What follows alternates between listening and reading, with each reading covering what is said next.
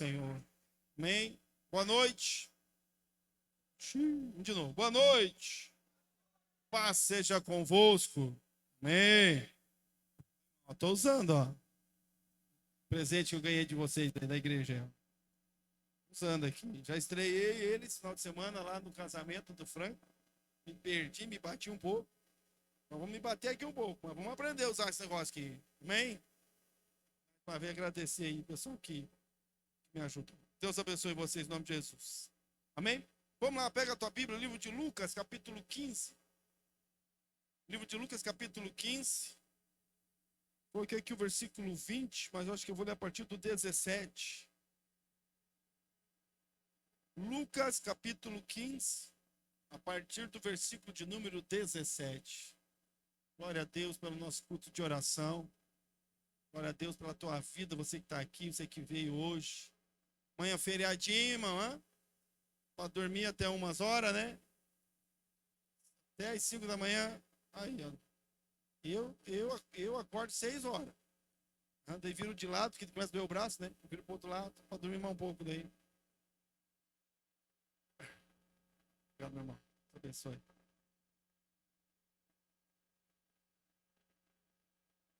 Lucas 15, 17. Achou? É isso. Vamos lá. Diz assim, ó. Parábola do filho pródigo. Você conhece bem. Nada muito novo. Mas é algo que Deus colocou no nosso coração. Diz assim, ó. A partir do versículo 17. Que o menino já tinha deixado o pai, já tinha saído, já tinha gastado tudo, já estava lascado. Estava no meio dos porcos, cuidando dos porcos.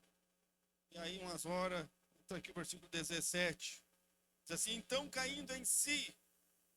Olha só, depois de tudo isso, podia ter caído em si lá no começo, antes de sair de casa. Né? Demorou tanto para cair em si. Então, caindo em si, disse: quantos trabalhadores de meu pai têm pão com fartura? E eu aqui morro de fome. Levantar-me-ei e irei ter com o meu pai. Versículo 18. Ó. Levantar-me-ei e irei ter com o meu pai. E lhe direi: Pai, pequei contra o céu e diante de ti. Já não sou digno de ser chamado teu filho. Trata-me como um dos teus trabalhadores. O versículo 20, só a primeira frase. E, levantando-se, foi para seu pai. Amém? Versículo 20. Levantando-se, foi para o seu pai. Amém? Feche teus olhos. Pai, fala conosco. A tua palavra, meu Deus, fala no nosso coração agora, Rei da Glória. Em nome de Jesus é que nós oramos a ti. Amém. Amém? Se assente. Eu tenho só 20 minutos, porque depois eu vou morar. Culto de oração tem que ter oração, né, irmão? Culto de oração para orar, amém? Para esmagar a carne, amém? Para sofrer mesmo, a carne sofre. A carne é esmagada, vituperada, mas o espírito se fortalece. Amém? A gente entra aqui que nem o meme da internet, né? Aquele gatinho, tudo lascado lá, com pala cheia de carrapicho. Pala enfiada. Mas quando vai embora, aí já vai mais. Todo culto de oração, a gente sai gigantão. Amém? Olha aqui, parábola do filho pródigo, que Jesus fala esse livro aqui de Lucas, nesse capítulo, que todo ele, capítulo 15, que está escrita a trilogia da salvação, as 3 parábolas que falam de salvação. A primeira delas é a parábola da ovelha perdida, que a gente conhece bem. A ovelha se perdeu, então o pastor deixou lá as 99 ovelhas e foi atrás da ovelha perdida, porque ela estava perdida. Ela não sabia se achar. Então precisou que o pastor deixasse, fosse em busca dela. Ela estava perdida, ela não conseguia voltar sozinha, ela precisava de ajuda para retornar. Então o pastor foi e buscou, e houve salvação, e houve cura, e houve alegria. A segunda parábola, a parábola da dracma perdida. Também a dracma que se perdeu aonde? Dentro de casa, nem saiu para fora. Dentro de casa mesmo estava perdido. Se perdeu dentro de casa, não vou pregar sobre isso. Mas a gente se perde dentro de casa, né? Tem gente às vezes que desvia dentro da igreja. Está dentro da igreja, nas nossas funções, trabalhando e às vezes desviado. Mas enfim, também estava perdida. Estava dentro de casa, mas estava perdida. Estava dentro de casa, então teve que parar tudo. A mulher parou tudo, passou vassoura em tudo, mexeu com tudo, até achar e achou a dracma perdida. E ela recuperou a dracma, então houve uma festa, alegria e salvação. A Bíblia fala sobre salvação. Mas nesse último caso, que é o caso do filho pródigo, as coisas mudam um pouquinho de figura. Nesse último caso, que quando se fala do filho pródigo também é alguém que, como a ovelha e a dracma, estava afastado do local onde devia estar. Como a dracma e a ovelha, ele estava teoricamente perdido. Não exatamente, literalmente, como os dois primeiros casos. Mas estava perdido porque ele tinha decidido perder-se. O filho pródigo, na verdade, não se perdeu. Ele não errou o caminho. O filho pródigo, em todo o tempo, ele andou e viveu segundo o seu próprio pensamento, na consciência do que ele fazia. Ele não foi enganado e iludido por ninguém, a não ser por ele mesmo, talvez pelo seu próprio coração, talvez pelo seu próprio pensamento, talvez pelas figuras que ele criou na sua mente, a ilusão que ele criou na sua mente, imaginando como seria a pretensa liberdade que ele teria quando saísse da casa do pai. A Bíblia não diz qual é o motivo que levou ele a sair, mas de alguma forma o filho pródigo ficou insatisfeito. De alguma forma, dentro da casa do pai, ele ficou insatisfeito com a casa. Olha só, gente. Ficou insatisfeito com a fartura. Ele ficou insatisfeito com a segurança. Ele ficou insatisfeito com a provisão. Na casa do pai ele tinha tudo. Ele tinha provisão, ele tinha segurança, ele tinha fartura. Na casa do pai ele tinha uma herança, mas ele ficou insatisfeito. Porque às vezes é assim que nós somos, insatisfeitos por natureza. Deus faz tudo e mais um pouco, e ainda assim a gente continua insatisfeito. Tem fartura, tem cuidado, tem Deus zelando, mas ainda assim a insatisfação toma conta do nosso coração, porque a gente se ilude. Ele se iludiu sozinho. Ele decidiu que não queria mais estar ali. Ele decidiu que o melhor para ele era ir embora. E é claro que não há nenhum diálogo aqui antes, mas com certeza o seu pai tentou persuadi-lo a ficar. Com certeza as pessoas que estavam perto, que gostavam dele, que o amavam, tentaram persuadi-lo a permanecer, mostrando para ele que a casa do pai era o melhor lugar, que lá fora não era bom, mas ninguém conseguiu convencer ele a ficar. Então ele decidiu pedir para o pai o seu direito, que ainda nem era um direito, porque a herança só é direito ao filho quando o pai morre. O pai estava vivo, então nem direito ele tinha de pedir a herança. Mas ele foi lá e pediu a herança. Imagina o coração do pai, né? Pai, me dá aqui, o senhor não morre nunca. Então já que o senhor não morre, me dá aqui. Se tivesse morrido, já tinha resolvido o meu problema. Então, a rejeição ao pai, a rejeição à casa do pai, a rejeição à abundância que tinha na casa do pai, a rejeição à segurança que ele tinha na casa do pai, tudo isso para ele não bastou nada a servir, então ele decidiu ir, decidiu sair. E quando ele saiu, ele começou a gastar tudo, né? Como a Bíblia diz, começou a jogar fora. A primeira coisa que ele perdeu não foi o dinheiro, a primeira coisa que ele perdeu foi o convívio com o pai e com a família, com o seu irmão. Perdeu o convívio com o pai, com o irmão, perdeu o convívio com os amigos que tinha ali na casa, que ele se criou junto. Talvez mesmo os empregados, a família, os vizinhos. A primeira coisa que ele perdeu foi a segurança, a provisão do pai, que era o provedor. Mas depois ele começou a gastar tudo, até que ele chegou no pior momento da sua vida. Olha só o caminho desse menino. Talvez ele podia ter percebido antes que a coisa já não estava boa. Ele podia ter percebido antes que ele só vinha perdendo. Foi uma sucessão de perdas. Ele continuou perdendo, o dinheiro indo embora, gastando, acabando, perdendo, mas ele não conseguia enxergar, perceber que ele já estava num caminho pernicioso, que o final ia ser a derrota. O final ia ser a derrota, o final ia ser a miséria. Era um caminho natural que ele estava seguindo e que levaria ele para o prejuízo, para a desgraça. Mas ele não conseguiu enxergar ou não conseguiu se ater que o caminho que ele estava caminhando não era bom. Talvez no começo pareceu legal. No começo parecia que estava top. No começo, muitos amigos, dinheiro, balada, sei lá, né? A falsa liberdade, a sensação de liberdade. Agora eu vou onde eu quiser. Agora todos os dias são só para mim. Agora todos os momentos são só para mim. Agora eu tenho liberdade de ir e voltar. Agora não preciso mais ir na igreja no domingo à noite. Agora eu não preciso mais ir na célula. Agora eu não preciso mais cuidar de ninguém. Agora eu não preciso mais fazer nada. Agora eu estou livre. A falsa liberdade.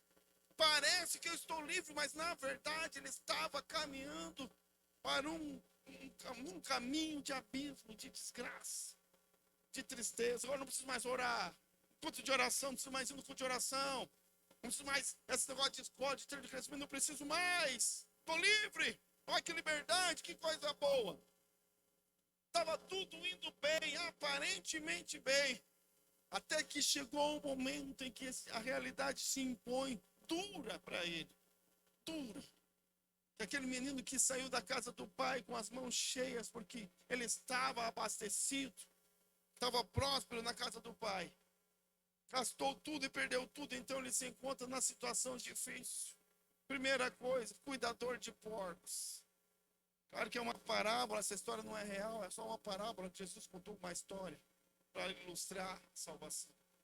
Mas se a gente pensar que Jesus estava contando essa história lá na Judéia para um povo judeu que não usa, né, o porco, que não se alimenta de carne de porco, que o porco é considerado um alimento imundo, a carne eles não usavam, para eles não servia, não havia valor nenhum, comercial nenhum, e estar no meio, se alimentar já era problema. Agora, estar no meio dos porcos, Jesus colocou aquele menino no pior lugar que um judeu poderia pensar estar.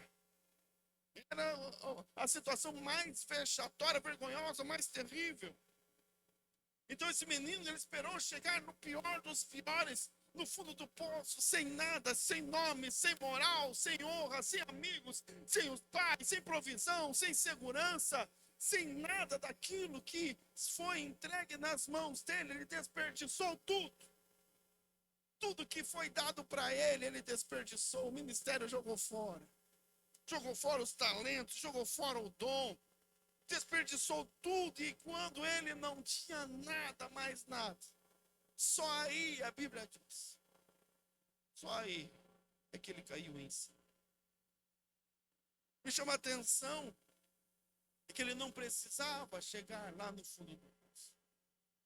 Se de alguma forma, de alguma maneira, ele pudesse enxergar, se de alguma maneira ele pudesse ter uma visão clareada, límpida, do caminho que ele estava andando, ele pudesse perceber que o caminho não estava bom, talvez ele poderia ter caído em si antes. Talvez ele tivesse salvado parte daquilo que Deus tinha entregado na mão dele, que o Pai tinha entregado na mão dele. Talvez ele tinha percebido um pouco antes e não chegaria ali. Mas ele só foi no fundo do poço porque ele decidiu caminhar sozinho. Ele decidiu estar sozinho, se afastar dos amigos. Ele se afastou do pai, ele se afastou de todos aqueles que o amavam e disse: eu vou andar sozinho. E quando ele esteve sozinho, não tinha ninguém, nenhum amigo verdadeiro, para abrir os seus olhos e dizer: ó, rapaz, você não está vendo que o teu caminho está ruim? Não tinha ninguém por ele, ele sozinho, tomando decisões erradas, uma atrás da outra. Até que ele chegou nesse momento terrível de estar desejando se alimentar com as alfarrobas, com as frutinhas que os porcos comiam, porque ele era criado no campo. Lá no finalzinho, lá no fundo do poço, então ele caiu em si, a Bíblia diz. E aí ele se lembrou do quê? Ele se lembrou do pai. Ele se lembrou da casa do pai. Se ele tivesse lembrado antes. Porque quando ele teve fome a primeira vez, ele podia ter lembrado. Porque quando ele gastou a última moeda, ele disse: agora eu estou sem nada, ele podia ter lembrado. Ele podia ter lembrado muito antes, mas ele só lembrou quando ele estava numa situação muito difícil. Mas o importante é que ele lembrou. Ele lembrou na casa do pai, lembrou da casa do pai, é por isso que a Bíblia diz, quero trazer à memória aquilo que me dá esperança. Quando ele caiu em si, quando não tinha mais nada, nenhuma ilusão, as luzes se apagaram, os amigos foram embora, nada podia roubar dele a sobriedade. Quando ele esteve ali, ele com ele, as necessidades, ele se lembrou da casa do pai. Então, ao lembrar-se da casa do pai, ele se lembrou da prosperidade. Aí ele se lembrou da fartura. Aí ele se lembrou da segurança. Aí ele lembrou que ele era feliz e não sabia. Puxa, eu era feliz e não sabia. Estava tudo bem, eu não percebi. Eu estava guardado e desprezei a segurança. Eu estava bem e desprezei o que o pai me deu. Eu tinha um chamado e desprezei o chamado. Eu tinha um talento e desprezei o talento. Deus me deu um ministério, eu desprezei o ministério. Na casa do pai, as funções que eu exercia, eu era feliz e não sabia. Como eu era feliz, ele lembrou ainda que até os empregados, ele disse, até os empregados do meu pai têm vida boa. Até os empregados do meu pai também. E quando ele teve esse despertar, ele tomou a maior decisão da sua vida, a mais assertiva. 3 passos eu tenho aqui que levaram ele a ir, a estar de volta ao mesmo momento, a mesma condição que ele desprezou lá atrás. Levou ele de volta. Porque, como eu falei no início, o pai não foi atrás. O irmão mais velho não foi atrás. Ninguém foi atrás dele porque ele não estava perdido. Ele não estava perdido. Ele estava voluntariamente, conscientemente se afastando da casa do pai. Ele quis se afastar. Ele que quis ir. Ele sabia o caminho de volta. Ele sabia como voltar. Por isso que ele diz aqui no versículo que eu li aqui no 17. No 17. Caindo em si. No 18 ele diz assim: levantar-me-ei e irei ter com o meu pai. Ele sabia onde o pai estava. Ele sabia onde era a casa do pai. Ele não estava perdido. Ele sabia voltar. Ele sabia qual era o caminho. Mas até ali, naquele momento, ele sabia o caminho, ele sabia voltar, ele sabia que o pai estava, ele sabia o que o pai tinha, ele sabia a prosperidade, ele sabia de tudo, mas ele ainda não havia, antes desse momento, decidido voltar. Primeira coisa, no caminho da volta, da decisão, o tema da mensagem foi como decisão em ação. Para que as coisas mudem na nossa vida, para que a nossa realidade possa ser alterada. Às vezes a gente não depende apenas de Deus. Não adianta ficar apenas chorando. Aquele menino não ficou lá se lamentando e dizendo, puxa, mas o meu pai nem veio atrás de mim. Puxa, mas o meu irmão podia ter vindo aqui me buscar, alguém podia ter me procurado. Alguém podia ter vindo atrás de mim, nem uma busca, nem nada. Acho que não me ama, ninguém me ama. Porque geralmente é assim que a gente faz, que as pessoas fazem, elas se afastam de Deus, se afastam da casa de Deus, se afastam dos amigos, se afastam da célula, se afastam de todo mundo, vive a sua vida e depois, puxa, ninguém veio atrás de mim. Aqui a Bíblia fala que ninguém foi atrás dele, mas ele decidiu no seu coração. Ele disse, eu vou me levantar e vou voltar.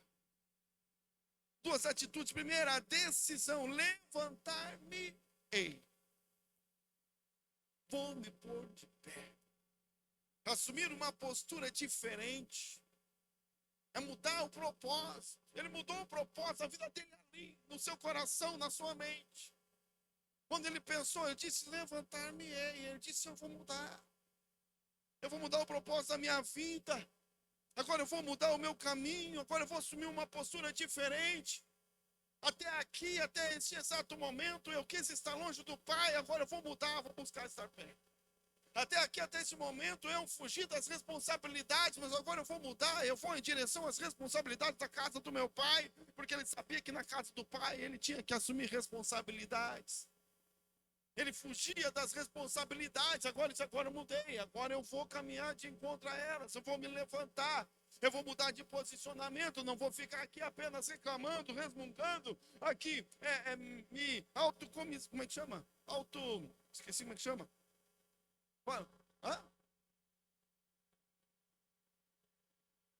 não é sabotando, bem, comiseração, isso, esse negócio, fica ali, ai, coitadinho de mim, fica ali naquela choração, tadinho de mim, ninguém me ajuda, ninguém vem comigo, ninguém, ai, eu queria comer, mas nem as bolotas do porco me dão, nem as alfarrobas, nem isso eu tenho, ninguém, todo mundo me odeia. Mas ele mudou o posicionamento quando ele disse, eu me levantarei. Ele mudou o posicionamento da sua mente, do seu coração, assumiu uma postura diferente, mudou o propósito, todo o propósito da sua vida, ele mudou. Ele disse, não vou mais fugir, agora eu vou voltar. Ele disse, levantar-me-ei e irei. Eu irei. Eu vou atrás. Eu vou buscar.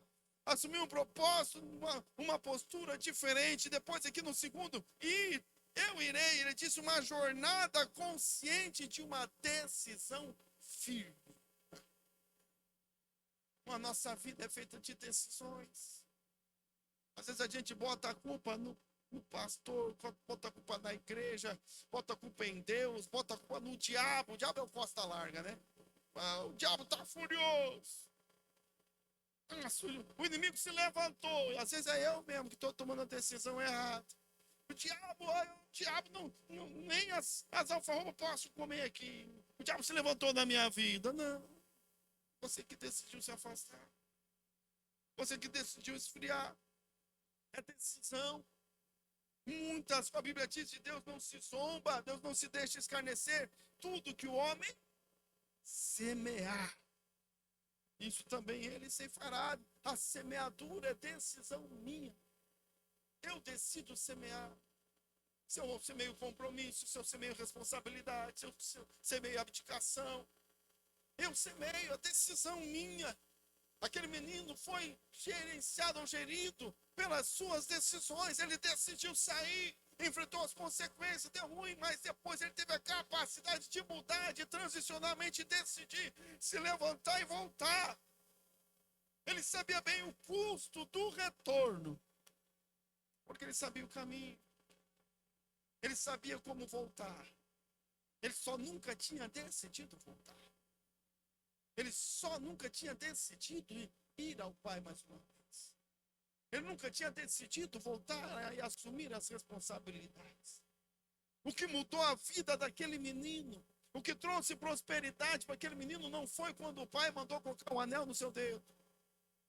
Não foi quando o pai mandou trazer as roupas. O que mudou as vestes dele foi o momento da decisão. A partir do momento que ele decidiu, ele disse, me levantarei e irei ao meu pai. E ele agiu, ele levantou-se de fato e começou a andar. A partir daquele momento, a vida daquele menino já estava mudada, porque ele tinha tomado uma decisão firme. Uma caminhada de volta, imagina, irmão. Teve que voltar humilhado. Teve que voltar quebrado, deu tudo errado. A parte mais difícil, talvez nem decidir voltar. Reconhecer que precisa voltar. Reconhecer que precisa fazer. Reconhecer que precisa pedir perdão. Porque às vezes a gente consegue enxergar, tem que pedir perdão para o marido, para a esposa, para os irmãos, pedir perdão na selva, pedir perdão. Às vezes a gente sabe que passou, se não sabe que fez errado. A parte mais difícil é voltar. É voltar com a humilhação debaixo do braço. A parte mais difícil é voltar atrás e auto-humilhar-se, porque ele voltou e ele humilhou-se. Ele disse, meu pai, eu não sou digno de ser chamado o seu filho. Humilhado pela desgraça, talvez pela tristeza, mas aceitou. Ele aceitou, ele reconheceu os seus erros e aceitou as consequências. Como sendo consequências da sua própria atitude, da sua própria decisão. Então, quando ele voltou de fato humilhado, ele foi recebido na casa do pai, você conhece o texto. Então ele ganhou um anel novo, ganhou vestes novas, uma festa exclusiva para ele, porque o pai já estava esperando retornar. Decisão e ação. Às vezes nós decidimos tanta coisa, ou pensamos decidir, mas uma decisão que não traz atitude não é uma decisão. Ah, já decidi, a partir de agora eu vou ler a Bíblia. Mas nem pega na Bíblia. Não decidiu nada. Não decidi que agora eu vou servir a Jesus com fidelidade. A partir do dia 1º de janeiro, quando começar os 12 dias. Aí agora, não decidiu nada. Quando a decisão é de verdade, quando a gente decide, Deus respeita as nossas decisões.